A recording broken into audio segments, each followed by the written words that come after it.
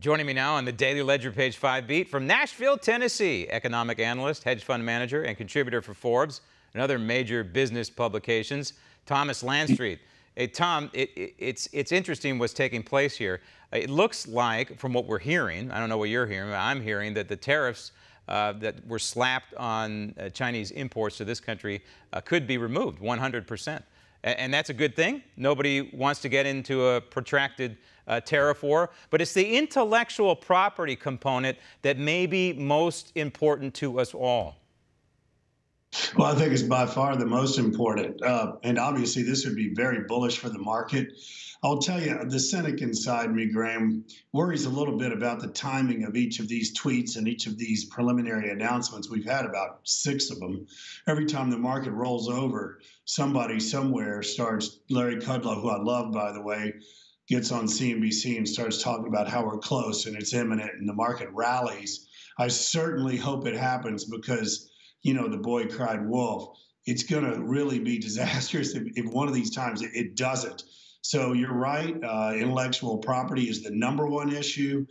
Global trade. If you look at South Korea's export numbers the other day, very, very bad. So the entire China sphere, which is all of Southeast Asia, which is all growing because of free trade, they're all at risk here, as we are. So we're praying for a positive outcome. It's up to China. Yeah, and this is, I think it is about stability, global stability, if you will, or certainly regional stability, not necessarily for our economy, but the economies over there, as you mentioned. And speaking of stability, you know, I used to call on this program when the 44th president was in office.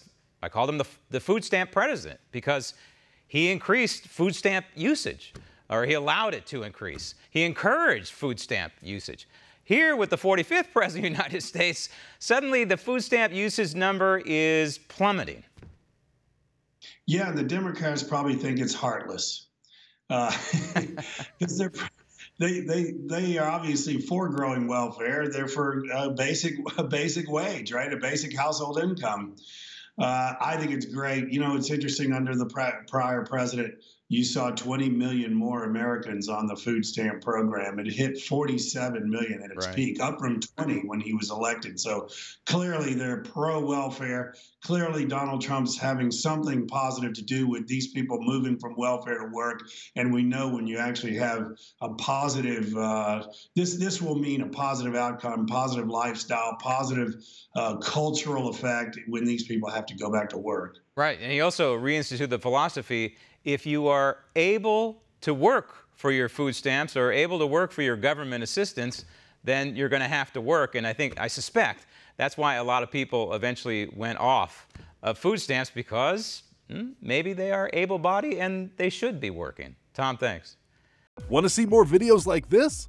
Click on the link below and subscribe to One America News on YouTube. And call your cable provider and kindly demand that One America News is added to your lineup. Call and subscribe today.